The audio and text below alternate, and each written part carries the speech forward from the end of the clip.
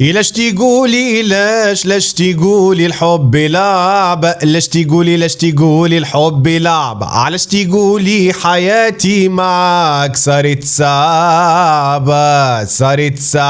كان لاحظتوا في الأغنية هذية يقول ليش تقولي ليش، مش ليش تقولوا. موضوعنا اليوم هو تعدد الزوجات، يعني كان فما شكون عنده اختلاف، ماذا بينا تكتب الاختلاف متاعك في التعاليق، لكن بكل احترام، على خاطر باش تلقى زيادة ناس تحط في التعاليق متاعها بكل احترام. ارحم والديك، شكرا على الاحترام. الموضوع هذا متاع تعدد الزوجات، انا واحد من الناس كنت ديما نقول ايه علاش ليه لازمنا ناخذوا 4، لازمنا برجولية، لازمنا ناخذوا 4 ما فيه. لكن بعد عناء طويل مع وحدة بركة اتضح لنفسي انه وحدة بركة تكفي، برجولية وحدة بركة تكفي، على خاطر ما نجمش انا نقاوم مشاكل متاع اكثر من وحدة. انا وحدة وما لقيتش معها حل، خلي باش نلقى حل مع زوز ومع 3 ومع شعليكم فيانا. خليني نقرأ لكم الساعة شنية الشرع يقول. به خلينا ساعة نحكيو على تعدد الزوجات بالمنظور متاع الشرع. به تعدد الزوجات إلى 4 نساء في الشريعة الإسلامية مباح بشرط تحقيق العدل التام بينهن. نكونوا واضحين مع رواحنا، يخي فما شكون قاعد يحقق في العدل مع زوجة واحدة، ولا فما زوجة تحقق في العدل مع الزوج، هما مهمش عاتين حقوق بعضهم. يعني كيفاش تحبوا هو ياخو أكثر من وحدة ويحقق العدل مع أكثر من واحد، وهو ما يمثل تحديا كبيرا ويفترض أن يحل مشاكل مشكلات اجتماعية مثل العنوسة والآرامل. شرط العدل هو الأساس في إباحة التعدد، ووضعه الله كقيد أساسي، فإذا خاف الرجل عدم العدل فعليه الاكتفاء بزوجة واحدة أو ما ملكت يمين. هو ديجا الراجل كي يبدأ ماخو وحدة موهوش عادل معاه، علاش؟ على خاطر مسوحب من وراه. هذه حاجة واضحة على الآخر. فما برشا رجال مسوحبين على إنساهم، يعني لهنا ماهوش عامل عدل مع المرأة اللي هو ديجا ماخوها. كيفاش هو باش ياخو الثانية ويعدل بيناتهم، على خاطر حتى كان اخذ الثانية باش يسوحب عليهم الثالثة. وهذه حاجة موجودة في طبيعة الراجل، انه الراجل بصفة عامة حتى يكون عنده وحدة ولا زوز ولا 3 راه باش يخزر للرابعة. الراجل ما تملى عينيه حتى وحدة. هنا توا نكملوا مع شنية الشرع يقول وشنية هي الشروط الأساسية لتعدد الزوجات. أول نقطة هي القدرة على العدل. يجب على الزوج أن يكون قادرا على تحقيق العدل الكامل في النفقة والمسكن والمعاملة والمبيت وغير ذلك من الحقوق الظاهرة بين زوجاته. يعني راو احنا نظلموا في المرأة التونسية، لكن المرأة التونسية عندها حق وقت اللي تشرط عليك مكان. توا انت كي باش تمشي تاخو وحدة وين باش تعايشها؟ اكيد لازمها تمشي لبلاصة انت تنجم توفرها. يعني هي اليوم كي باش تخرج من دار بوها وامها ماش باش تمشي معاك وتسكن معاك في عش والا في الشارع، لازمك تكون مأمن لها مسكن. هذه اول حاجة. ثاني حاجة النفقة. وقت اللي نحكيو على النفقة مانيش نحكيو على وقت اللي تطلق مرتك وعندك منها صغار لازمك تنفق على الصغير، نحكيو على النفقة. الشرع يقول انه الراجل لازم ينفق على مرته. يعني انت اليوم اذا كان قررت باش تاخو وحدة لازمك تكون نافق، يعني عندك حق النفقة باش انك تنفق عليه، يعني باش توفر لها الماكلة، باش توفر لها الماء، باش تخلص الامور الكل، باش ما تخليهاش هي معناها تتحط في المحطة ذاك. عذرا لقد جاءتني مكالمة هاتفية من المرأة التي ما اخوها زوجتي، سامحوني. ريز وريريز. نرجعوا لموضوعنا.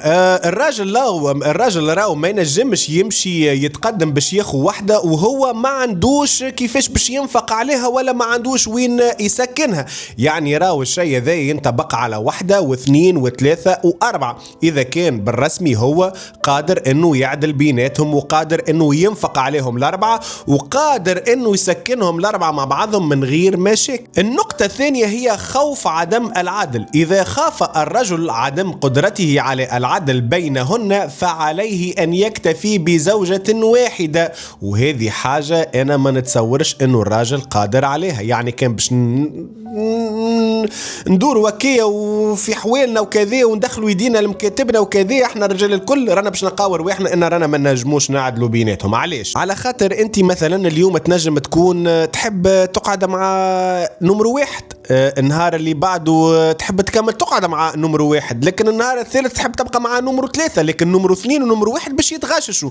وباللي باش تعطي للمرأة وقت راي باش تبقى الطالب فيك بوقت اضافي. علاش نبعدوا لبعيد؟ خلينا نحكيو على الاكسبيريونس متاعنا احنا اون جينيرال. كان باش نحكيو على الاكسبيريونس متاعنا، انا واحد من الناس المرأة ساعات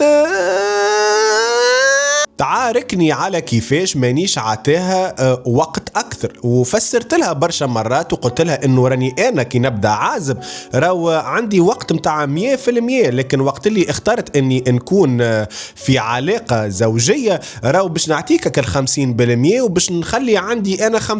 يعني زاد أنا عندي أوقات فراغي اللي أنا نحب نبقى فيهم مع روحي، وعندك 50% متاعك أنت، ولكن أنا وياك رانا مبارتاجين 50-50 مع بعضنا. يعني فما 50 انا عاتيها لك ليك انت، وانت 50 عاتيتها لي ليا انا، وفما 50 متاعك انت مثلا تحب تخرج مع اصحابك، تحب تمشي تعمل شوبينج وحدك، تحب تبقى وحدك. نفس الشيء معايا انا، نحب نمشي نعمل قهوه وحدي، نحب نمشي ندور وحدي مثلا، ولا وقت الخدمه متاعي. يعني هذيك 50% متاعي. باللي فسرت لها وحكيت لها نلقى روحي انا محطوط في مشكله معاها، وقالت لي كيفاش انت تقول لي عندك 50 متاعك وانا عندي 50 متاعي. وحسيلو المراه مستحيل تكون ساتيسفيت بالوقت، يعني المراه راهي تحب وقت. يعني انت اليوم تصور اذا كان الراجل ياخو 4، يعني كيفاش باش يديفايدي، كيفاش باش يقسم الوقت متاعه هذاك 100%، كيفاش باش يقسمهم على روحه وعلى زوجته. نجم نقول لك انا الكل وحده باش يعطي 20، يعني الاولى 20، الثانيه 20، الثالثه 20، الرابعه 20، وباش يخلي هو 20 مصروفه.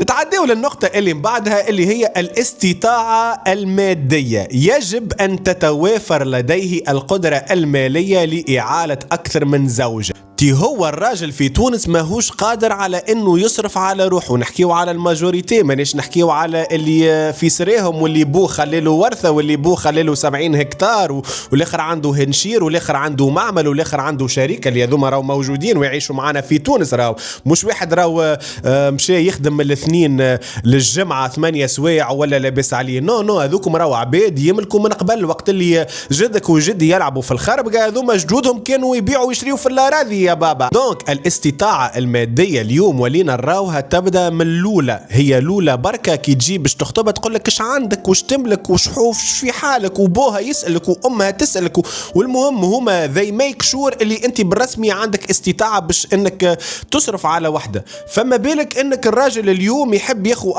لكن لازم يصرف على 4. يعني تحب ولا تكره الراجل ماهوش قادر انه يعرس ب4 على خاطر ما عندوش القدرة حتى باش يصرف على روحه. نتعداو للنقطة اللي مبعد، إباحة في الشريعة. نص القرآن الكريم على إباحة التعدد بقوله تعالى: فانكحوا ما طاب لكم من النساء مثنى وثلاثة ورباعا. شرع الله هذا الحكم لأسباب اجتماعية ودينية عديدة، واللي هي مثلا الحد من العنوسة وإلا الأرامل. باش نكونوا واضحين أنه نسبة الإناث في العالم هذايا تبعد بارشا على نسبة الذكور في العالم هذايا، يعني بما يقارب دخلت باش نتحقق من المعلومة هذية. اتضح انه فما 4 بليارات فاصل 9 من الذكور و4 بليارات فاصل 5 من النساء. يعني الرجال ولا الذكورة اكثر من نساء.